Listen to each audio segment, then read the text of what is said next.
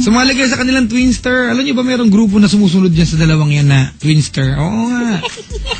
Sumali kayo doon para masundan niyo sila kahit nasaan sila. Salamat po mga kaibigan. Alam niyo, nung nakarang Sabado, I was at Paddy's Point. Ako po'y kumanta kahit di ako marunong. Oo nga, nagpanggap na naman akong singer doon. Ano bang kinanta ko nun? The Whisper in the Morning of Lovers Sleeping Tight. Ganun, parang air supply talaga ako. Rolling like a thunder. Ganun. Oo nga, kaya yun mga kaibigan. Ako po yun, Cashier Meat. Bakit? Sino ka dun?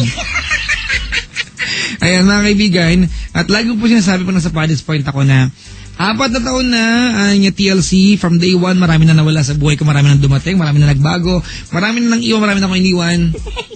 Major changes happened already sa buhay ni Papa Jack, at kayo lang po inaasahan ko, kayo nakikinig. Ang hindi ko inaasahan mawala sa buhay ko. Just stay there, be with me, and we will have a very, very long journey mga kaibigan. Hindi ako aalis. Dito lang po ako gabi-gabi. Magkakasama tayo. Kahit ayaw nyo na gusto ko ba? Bakit ba? Tawag sa akin, number 8326171. I repeat, it's 8326171. At sa, si Kay. Ayan. Anong magandang kanta para kay Kay? Isipin natin, ha? Wait lang.